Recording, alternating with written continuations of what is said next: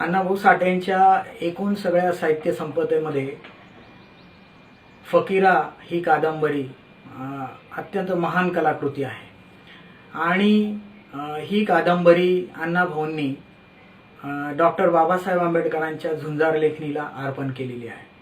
अण्णाभाऊ साठे मुळातच कम्युनिस्ट चळवळीत वाढलेले आहेत आणि त्यांचं एकूण जे चरित्र आहे ते कम्युनिस्ट कार्यकर्ता, लोकशाहीर आणि साहित्यिक म्हणून आहे।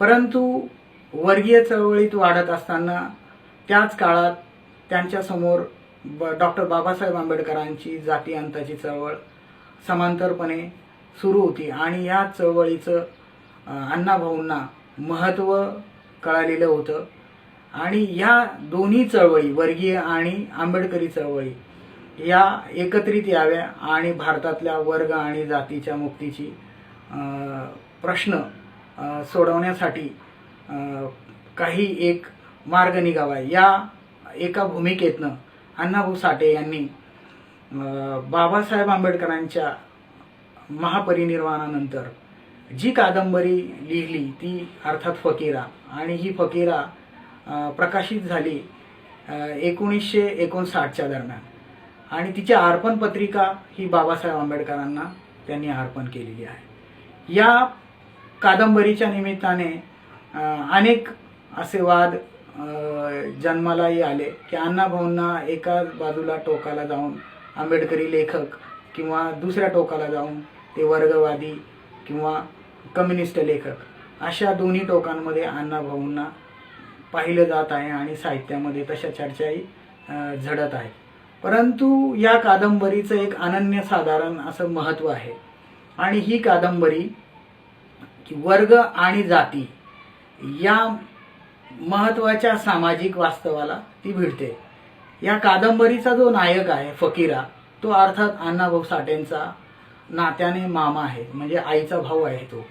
आणि कादंबरीचा नायक किंवा कादंबरीचं एकूण सगळं जे काही आकृतीबंध आणि त्याच्यामधली एकूण सगळी कथानकं जर म्हटली तर ती कादंबरी म्हणून अर्थात कल्पित म्हणून बघितली जातात, पण ती कल्पित नाहीत, तर ती वास्तवात घडलेली आहेत आणि तो इतिहास आहे आणि फकीरा नावाचा हा महानायक होऊन गेला आहे, याबद्दलचे देखील कादंबरीच्या अंगाने मांडणी केलेली आहे।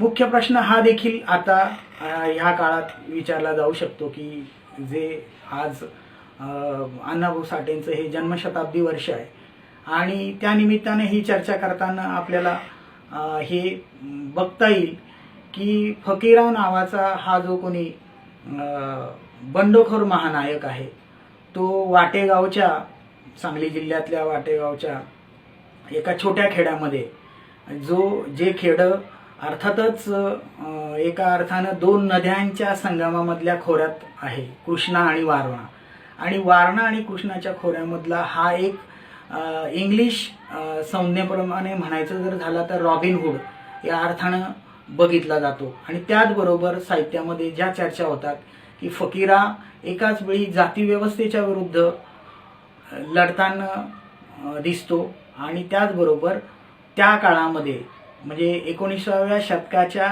संधी कालामध्ये फकीराचा हा जीवन कालखंड आहे। त्या कालखंडामधली जी काही एक ब्रिटिश सत्तेची पार्श्वभूमी आहे, अर्थातच वासातिक सत्ता आहे आणि ह्या ब्रिटिश साम्राज्यशाहीशी सुद्धा फकीरा लढताना दिसतो।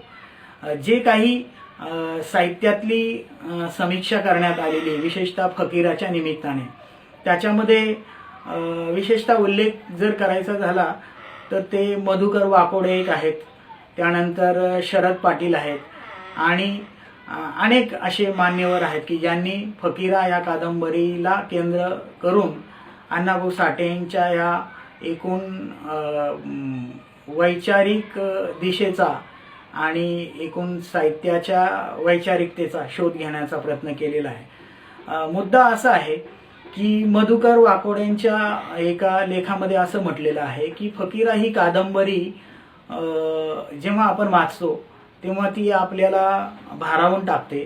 तिच्यामध्ये एकाच वेळी ग्रामीण आणि दलित जीवनाचा आविष्कार घडताना दिसतो। दलित जाणीव जिच्यामधली वेदना आहे आणि विद्रोह आहे हे सुद्धा त्याच्यामध्ये दिसतं. परंतु फकीरा हा जरी ऐतिहासिक नायक असला तरी त्याबद्दलचे ऐतिहासिक पुरावे किंवा तशा पद्धतीची एक ऐतिहासिक मांडणी करण्यासाठी जे इतिहासशास्त्रीय संदर्भ स्रोत घेऊन ती मांडणी करायची असते, अशी मांडणी अद्यापही फकीरा ह्या नायकाबद्दल झालेली नसल्यामुळे फकीरा हा कादंबरीचा नायक मीच आहे या अर्थाने साहित्यामध्ये वाकोडींनी चर्चा केलेली आहे. आणि शरद पाटलांनी मात्र अण्णाभाऊ साठेंच्या बायोक्रिटिक बरोबर त्यांची साहित्य निर्मिती अर्थात फकीरा ह्या कादंबरीची एकूण सगळी स्थिती या अंगानं एक चिकित्सा मांडलेली आहे. ती अर्थातच त्यांच्या माफुआ या नवदर्शनाच्या माध्यमातून ती मांडलेली आहे.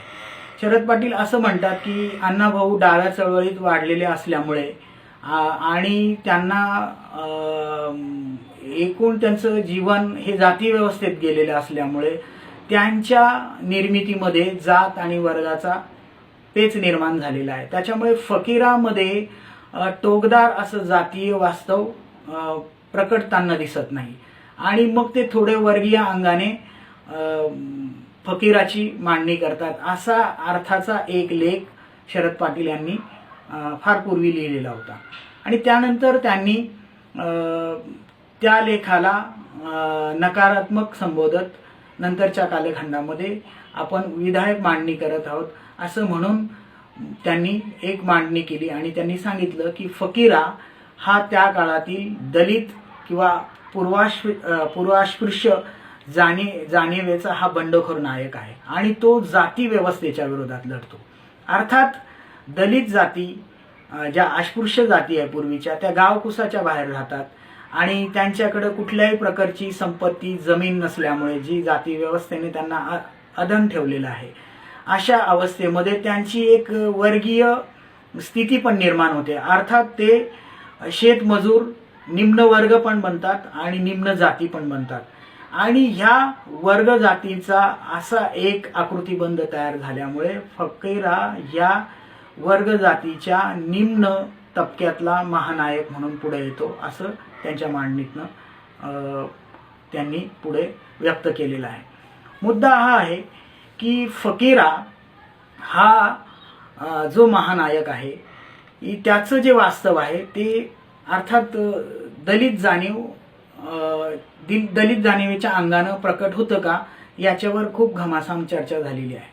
म्हणजे ज्या पद्धतीनं डॉक्टर बाबासाहेब आंबेडकरांच्या महापरिनिर्वाणानंतर दलित साहित्याची निर्मिती झाली आणि दलित साहित्यामध्ये विद्रोह, नकार आणि वेदना यांचा आविष्कार झाला, या सगळ्या मूल्यांचा आविष्कार एका अर्थानं फकीरामध्ये होता.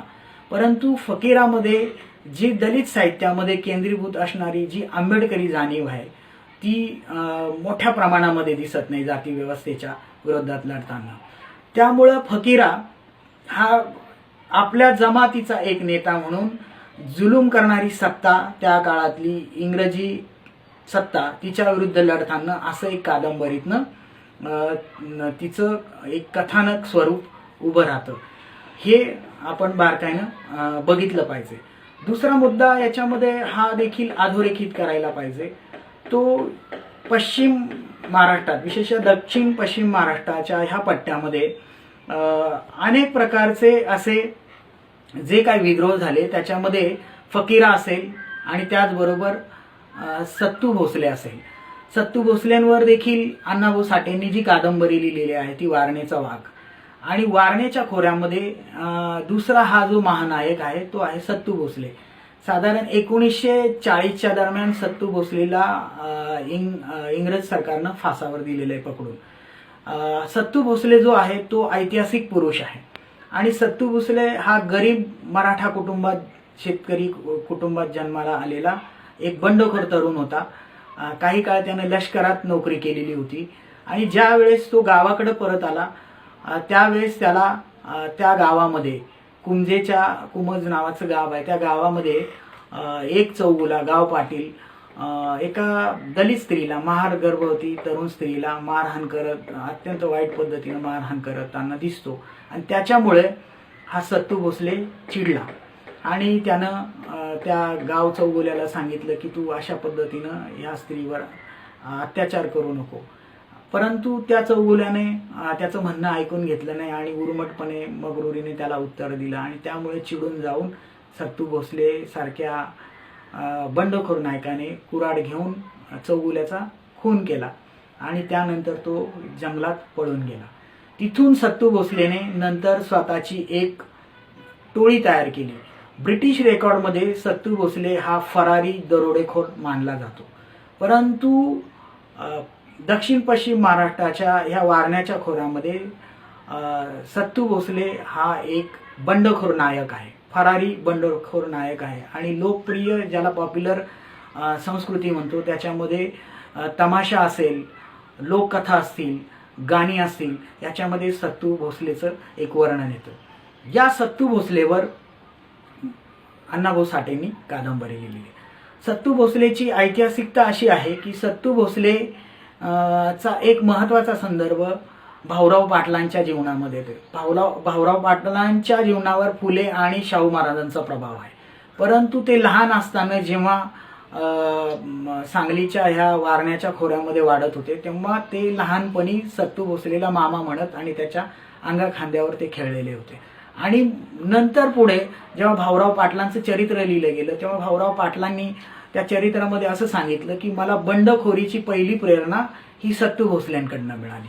तर ह्या सत्तू भोसलेवर अण्णाभाऊंनी वारणेचं वाघ नावाची ही अत्यंत महत्त्वाची आणि अत्यंत प्रेरणादायी अशी कादंबरी लिहिलेली आहे.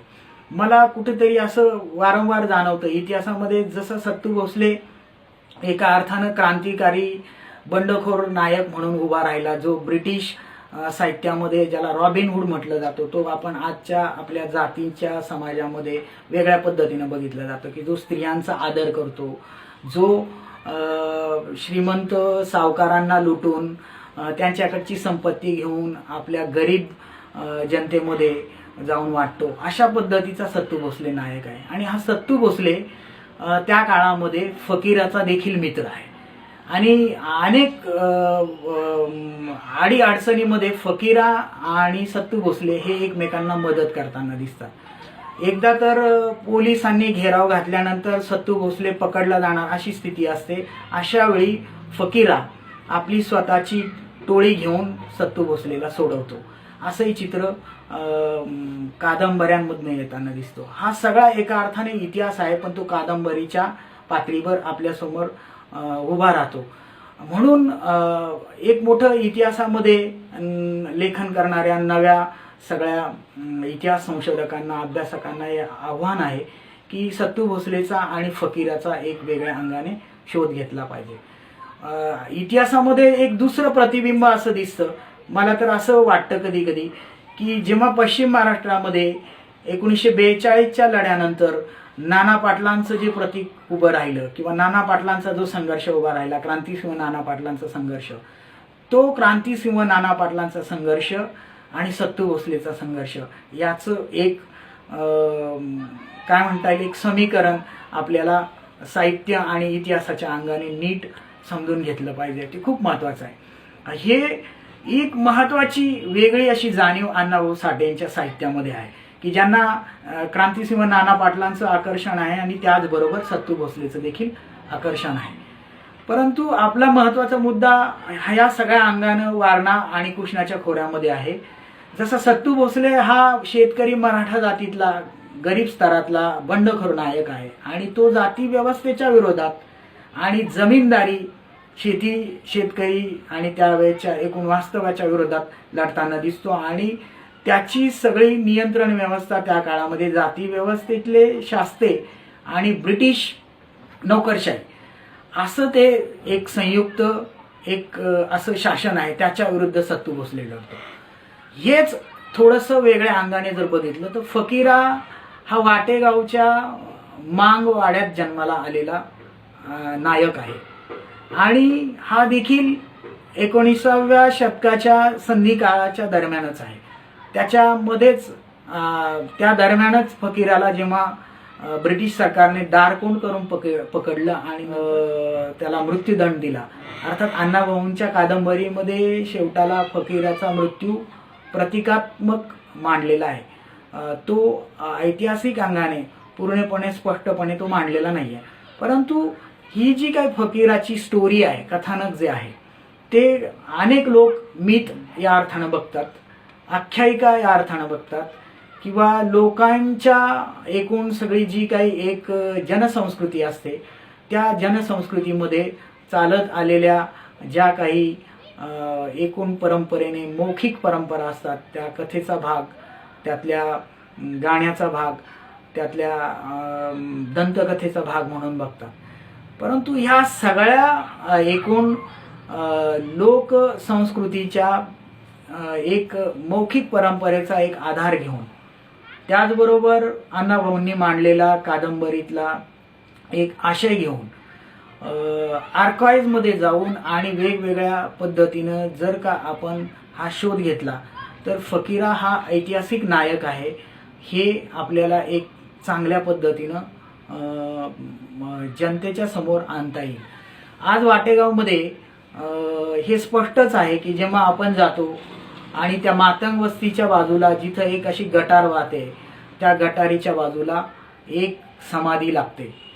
ती समाधी अर्थात त्या गावामध्ये आणि पश्चिम महाराष्ट्रामध्ये प्रसिद्ध आहे आणि ती समाधी फकीराची समाधी म्हणून ओळखली जाते. फकीरा हा असा नायक आहे की त्या कादंबरीमध्ये एक आपण जर का त्याचं कथासूत्र लक्षात घेतलं तर त्याच्यामध्ये एक प्रकारची पारंपरिकता आहे जी ग्रामीण आणि दलित साहित्यांना जोडणारा असा एक दुवा आहे की ज्याच्याकडं दलित साहित्यानं जाती व्यवस्थेच्या ग्रामीण आणि कृषी संस्कृतीच्या अंगानं जी काही संस्कृती आहे, परंपरा आहे, सण आहे, याच्याकडं एक बुद्धिवादी नकारात्मक दृष्टीनं बघितलेलं आहे. त्याच्यापेक्षा वेगळ्या दृष्टीनं बघायला पाहिजे असं हे अण्णाभाऊंचं एक कादंबरीतनं काहीतरी एक म्हणणं पुढे येताना दिसतं. कारण शिगाव आणि कासेगाव आजचं जे आहे आणि त्याच्याजवळ असलेले वाटेगाव, या दोन गावांमधला जो संघर्ष आहे तो अर्थातच जोगिनीच्या यात्रेच्या संदर्भातला आहे. आणि फकीराचा बाप जो आहे रानोजी मांग, तो त्या जोगिनी पळवल्यानंतर शिगावचा जो कोणी बापूक होत आहे तो रानोजी मांगाला नियम तोडून मारतो. परंतु ही जोगिनी जी आहे आणि तिच्या एकूण ज्या परंपरा आहे त्या शिगावमधनं वाटेगावमध्ये आणून रानोजी आणि फकीरा एक त्या गावाचं जो पंचक्रोशीतला एक जो काही एक वेगळा राष्ट्रवाद आहे तो उभा करतात. आणि ह्या जोगिनीच्या संदर्भातनं जी चर्चा पुढे येते ती अशी आहे, ती अर्थात एंडॉलॉजीच्या संदर्भात आहे. असं म्हटलं जातं की शेतीचं उत्पन्न अधिक चांगल्या पद्धतीनं व्हावं आणि गावावर येणारी जी काही रोगराई असायची त्या काळामध्ये, ज्या पिढा असायच्या त्या दूर जाव्या याच्यासाठी जोगिनीचं एक मातृसत्ताक असं एक जे काही महत्त्व होतं, जे यात्वात्मक होतं, म्हणजे मॅजिकल ज्याला म्हणता येईल, ॲग्रिकल्चर मॅजिकल, तर ते जे काही महत्त्व होतं ते महत्त्व जर आपण गृहीत धरलं तर त्याची एक नेणीव लक्षात घेऊन त्या एका पटलावर हा जो नायक आहे फकीरा उभा राहतो. म्हणजे गावाला एका अर्थानं सुबत्ता आणि हे सगळं देणारी एक जी काही संस्कृती आहे तिचा महत्त्वाचा जो काही भाग आहे तो मातंग वस्ती आहे.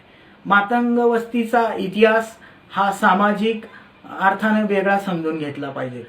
मातंग वस्ती ही गावाच्या शेवटाला असते आणि गावावर ज्या पद्धतीनं चोर, दरोडेखोर, इतर आक्रमण जेव्हा होतात तेव्हा पहिला हल्ला हा मातंग वस्तीवर होण्याची शक्यता असते. आणि त्यामुळे गावकुसाबाहेर असलेली ही जी मातंग वस्ती आहे या मातंगांना, तरुण मातंगांना गावाच्या वेशेवर लढण्यासाठी उभं केलं जातं, ज्याला वेस्कर वगैरे म्हटलं जातं. महार, पूर्वाश्रमीचे महार जे आज नवबौद्ध आहेत आणि मांग या दोघांनाही वेस्कर म्हटलं जातं. आणि हे जाती व्यवस्थेची जी काही गावाची रचना आहे त्या गावकुसाच्या बाहेर गावाचे संरक्षण करणारे हे दोन महत्त्वाचे सैनिक आहेत. आणि म्हणून गावासाठी लढता लढता मोठ्या प्रमाणामध्ये मातंग आणि महार बळी गेलेले आहेत. आणि अनेक गावांमध्ये मोठ्या प्रमाणामध्ये तुम्हाला हे दिसेल की ज्याला मांगवीर किंवा मातंगवीर म्हणून जत्रा भरतात. तर ते एका अर्थानं लोकसाहित्यामध्ये आणि संस्कृती अभ्यासामध्ये विरगळ म्हणून अभ्यासले जातात. ते विरगळाचे जे दगड आहेत ते एका अर्थाने जाती व्यवस्थेच्या संदर्भात जर अभ्यास केले तर ते मातंगवीर आहेत. आणि म्हणून हे मातंगवीर जे आहेत ते मातंगवीर गाव कुसाच्या शेवटाला पूजले जातात. ते गावासाठी वेगळ्या अर्थानं बलिदान देतात. त्याच्या एका वेगळ्या स्वरूपामध्ये आपल्याला फकीराकडे बघावं लागणार आहे. फकीरा एकाच अर्थानं तो गावासाठी सुद्धा प्राण द्यायला तयार होतो. त्याच्या जवळची जी संवेदनशीलता आहे, त्याच्या जवळची जी बंडखोरी आहे ती वेगळ्या पद्धतीनं उभी राहते. तर एक इंडॉलॉजीच्या अंगानं जाती व्यवस्थेचं एक अत्यंत खोलवर उत्खनन करण्यासाठी अण्णाभाऊंची कादंबरी किंवा फकीरा ह्या महानायकाचं चरित्र शोधणं अत्यंत गरजेचं आहे, हे मला महत्त्वाचं वाटतं. दुसरी गोष्ट ही देखील समजून घेतली पाहिजे की मगाशी म्हटल्याप्रमाणे की नेमकी जी काही आपण ज्याला आंबेडकरी जाणीव म्हणून बघतोय ती आंबेडकरी जाणीव कादंबरीत जरी नसली, एका अर्थाने दिसत नसली, कारण अण्णाभाऊच्या कादंबरीमध्ये खूप महत्त्वाची गोष्ट लक्षात घेतली जाते. एक समीक्षकांचा आरोप असतो की दलित साहित्यामध्ये जे आंबेडकरी प्रेरणेनं आलेलं साहित्य आहे त्या साहित्यामध्ये आक्रस्ताळीपणा असतो. त्याच्यामधला विद्रोह जो आहे तो अत्यंत नकारात्मक असतो आणि इतर जातींच्या बद्दलचं अत्यंत टोकदार असं वर्णन केलेलं असतं संघर्षाच्या पातळीवरचं. तर हे अण्णाभाऊंच्या कादंबरीमध्ये विशेषतः फकीरामध्ये दिसत नाही. फकीरामधला जो गाव पाटील आहे तो अत्यंत प्रेमळ आहे, तो मराठा आहे. फकीरामधला जो ब्राह्मण आहे विष्णुपंत कुलकर्णी तो देखील अत्यंत प्रेमळ आहे आणि तो फकीरावर प्रेम करतो, मातंग वस्तीवर प्रेम करतो. जेव्हा दुष्काळ पडतो, जेव्हा रोगराई येते आणि सर्वात पहिल्यांदा दलित वस्त्यांमध्ये जेव्हा हाल अपेष्टा सुरू होतात, प्रचंड ओढाताण सुरू होते, अन्न नसतं आणि रोगराईमध्ये तडफडून माणसं मरत असतात, तेव्हा हा जो कोणी विष्णुपंत कुलकर्णी आहे आणि गाव पाटील आहे हा जातीच्या चौकटीत राहत नाही, त्याच्या मानवी संवेदना तो व्यक्त करतो. तर हे एक अत्यंत विधायक असं चित्रण अण्णाभाऊच्या कादंबऱ्यांमध्ये विशेषतः फकीरामध्ये बघायला मिळतं. आणि फकीराला जीव लावणारे जसे मातंग, दलित आणि आजूबाजूचे कोणी लोक आहेत, त्याचबरोबर वरच्या थरातले विशेषतः ब्राह्मण जातीतले कुलकर्णी असतील किंवा गाव पाटील असतील हे देखील फकीरावर प्रेम करतात. हे एक विधायक चित्र. आणि त्याचबरोबर सवर्ण जाती ज्या आहेत, ज्या दलित जातींचा कसा दुस्वास करतात, वैर कसं बाळगतात, याचं एक आणखी वेगळं चित्र फकीरामध्ये अण्णाभाऊ मांडताना दिसतात. त्यामुळे फकीरा ही कादंबरी एकाच वेळी जी खरं वर्गीय लढ्यांच्या चळवळीमध्ये अण्णाभाऊ वाढलेले असताना एक वेगळ्या अंगानं अण्णाभाऊ कळत न कळत आणि जाणीवपूर्वक दोन्ही अंगाने त्या कादंबरीची मांडणी करताना दिसतात. आणि एक वेगळा फकीरा आणि त्याचं जीवनचरित्र, त्याची बंडखोरी, त्याचा शोकांत असा एक मोठा पट कादंबरीच्या निमित्तानं उभा राहतो. अर्थात हा सामाजिक इतिहास आहे एका नायकाच्या माध्यमातून घेतलेला. आणि हा जो नायक आहे तो देखील काल्पनिक नाही आहे, मीथ म्हणावा. कारण मीथ जर म्हटली तर त्याच्यामध्ये काहीतरी ऐतिहासिक तथ्य असतं, त्याच्यामध्ये सत्याचा भागही बराचसा असतो आणि त्याच्यावर काही कल्पितता आरोपित केलेली असते किंवा ती कल्पिततेचं त्याच्यामध्ये समन्वयन झालेलं असतं. पण मग मीथ म्हणून जरी बघायचं म्हटलं तरी ती एका अर्थानं अशी मीथ देखील नाही आहे. कारण फकीरा हा ऐतिहासिक नायक आहे याच्याबद्दल तर वाद असू शकत नाही, परंतु फकीरा ज्या पद्धतीनं असं मांडलं जातं की जशा अर्थानं तंट्या भील आहे, जशा अर्थानं राघोजी भांगरे आहेत, असे जे एक नायक आहेत, अशा नायकांचे इतिहास आणि साहित्याच्या पातळीवर जो शोध घेण्यात आलेला आहे तसा शोध अण्णाभाऊंच्या ह्या कादंबरीनंतर ना दलित साहित्यिकांनी घेतला ना ग्रामीण साहित्यिकांनी घेतला किंवा इतर कोणी घेतलेला दिसत नाही. त्याच्यामुळं आत्ताच्या कालखंडामध्ये ही सर्वात महत्त्वाची गोष्ट आहे की फकीरा एक वेगळ्या पद्धतीनं आपल्याला शोध घ्यायला हवा आणि फकीराचं ऐतिहासिक वास्तव प्रथम आपल्याला शोधून काढायला पाहिजे.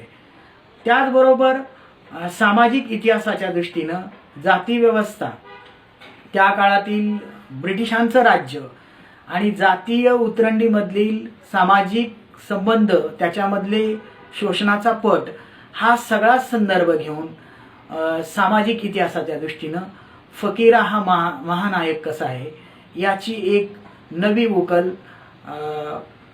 अण्णाभाऊच्या कादंबरीच्या निमित्ताने करायला पाहिजे. अर्थातच सध्या अण्णाभाऊ साठेंच्या जन्मशताब्दीचं वर्ष आहे आणि त्याच निमित्तानं महाराष्ट्रामध्ये ज्या काही चांगल्या सांस्कृतिक आणि सामाजिक वेगळ्या घडामोडी होत आहेत त्याच्यामध्ये अशा काही घटना देखील घडत आहेत. आणि त्याच्यात एक महत्त्वाची घटना अशी देखील आहे की आता फकीराच्या स्मारकाच्या चांगल्या काय म्हणूया आपण पुनर्मांडणीसाठी किंवा फकीराचं स्मारक उभं करण्यासाठी स्मारक समिती देखील नेमली जाते आणि कार्यकर्ते मोठ्या प्रमाणामध्ये पुढे येतात आणि काम करायची तयारी दाखवत आहेत. ही चांगली आशादायी गोष्ट आहे. परंतु ही प्रतीकाच्या पातळीवर आणि केवळ पुतळे आणि स्मारकाच्या पातळीवर सीमित राहू नये असं कायम वाटतं. कारण जाती व्यवस्थेच्या आणि आपल्या एकूण विविध विषमतेच्या समाजामध्ये प्रतीकांची, अस्मितेची, जाती अस्मितेची लढाई ही आपल्याला मुक्तिदायी लढ्याकडे घेऊन जात नाही. आणि म्हणून जो आपण फकीराच्या स्मारकाच्या उभारणीच्या निमित्ताने जो काही शोध आपण सुरू केलेला आहे तो शोध फकीरा हा इतिहासातला कसा महान नायक आहे आणि तो जाती व्यवस्थेविरुद्ध आणि इंग्रजी राज्याविरुद्ध, ज्याला वासातिक राज्य म्हणतात, या दोघीही विरुद्ध कसा लढतोय आणि तो लढत असताना सत्तू भोसलेला ज्या पद्धतीने ब्रिटिशांनी पकडून मारलं त्याच्यापेक्षा वेगळ्या पद्धतीनं फकीराला पकडलं आणि मारलं. याच्यात फरक असा का घडला तर त्यात सर्वात महत्त्वाची गोष्ट अशी होती की ब्रिटिश आल्यानंतर अनेक लढणाऱ्या जातींना, भटक्या जातींना, दलित जातींना त्यांनी 1871चा कायदा करून गुन्हेगारी जातीमध्ये समाविष्ट केलं. अर्थातच मातंग जात किंवा मांग जात जी आहे ती गुन्हेगारी जात नव्हे संपूर्ण जाती व्यवस्था एकूण सगळ्या इतिहासात पाहिलं तर. परंतु ब्रिटिशांनी मांग जातीला गुन्हेगारी जातीमध्ये टाकलं आणि मग तिची कायम हजेरी घेणं आणि त्या पद्धतीचा पोलिसी जाच आणि मग ब्रिटिश नोकरशाहीमध्ये आणि एकूण सगळ्या पोलिसी व्यवस्थेमधली जी दमन यंत्रणा आहे त्या दमन यंत्रणेचा वरवंटा जो आहे तो मातंग वस्त्यांवर, मातंग समुदायांवर कसा फिरतो याचा एक ऐतिहासिक पृष्ठभूमीचा भाग फकीरा या कादंबरीला आहे. त्यामुळं इंग्रजांचं जे राज्य आहे ते जाती व्यवस्थेच्या पायावर कसं उभं राहिलं आणि त्याचा एक दलित दृष्टिकोन कसा आहे इंग्रजांच्या विरुद्ध लढताना तो फकीराच्या निमित्तानं तपासायला पाहिजे. त्याला जाता जाता दुसरा संदर्भ हा देखील द्यायला पाहिजे. तो असा आहे की महात्मा फुल्यांचे जे तालमीतले गुरु आहेत लहुजी वस्ताद साळवे त्यांच्याबद्दल हेच म्हणता येईल की ते देखील म्हणजे मातंग जातीचे एक नायक आहे मी असं त्यांना मुळीच बघत नाही. ते आपले राष्ट्रनायक आहेत. परंतु ते केवळ राष्ट्रनायक नाही तर ते जाती व्यवस्था विरोधी लढ्याचे पण नायक आहे. कारण ते फुल्यांच्या सत्यशोधक लढ्याचे एक महत्त्वाचे ऐतिहासिक नायक आहेत ते. पण आत्ताचं जे काही इतिहासाचं विकृतीकरण केलं जातं त्याच्यामध्ये लहुजी वस्ताद यांना राष्ट्रनायक करताना त्यांना टिळकांचे, वासुदेव फडकेंचे गुरु करून पेश केलं जात आहे आणि एक वेगळ्या पद्धतीचं संस्कृतीकरण केलं जात आहे किंवा एक सांस्कृतिक राजकारण उभं केलं जात आहे. तर हा धोका जर लक्षात घेतला तर ह्या धोक्यापासून वाचायचं असेल तर फकीराची जी काही आपल्याला त्याच्या स्मारकाच्या निमित्तानं आणि इतिहास आणि एकूण सगळी काय म्हणू एक संशोधनपर अशी शोध मोहीम राबवायची असेल तर आपल्याला ह्या धोक्यापासून निश्चित वाचण्याची गरज आहे. त्याच्याबद्दल आपण अधिक सावध राहायची गरज आहे. आणि जे काही मी ऐकतोय किंवा पाहतोय त्याच्यात असं दिसतंय की फकीराला राष्ट्रवीर म्हटलेलं आहे. आत्ता अर्थातच राष्ट्रवाद याच्या अत्यंत विवेकाला सोडून जाणाऱ्या चर्चा सुरू असताना राष्ट्रवीर म्हणून फकीराला बघायचं का फकीराला एक मानवतेचा बंडखोर नायक म्हणून बघायचं, या अर्थाने देखील आपण विचार करायला पाहिजे. आणि हेच एक वैचारिक असं जे मंथन या निमित्ताने होईल ते आपल्याला महत्त्वाचं असेल असं मला वाटतं.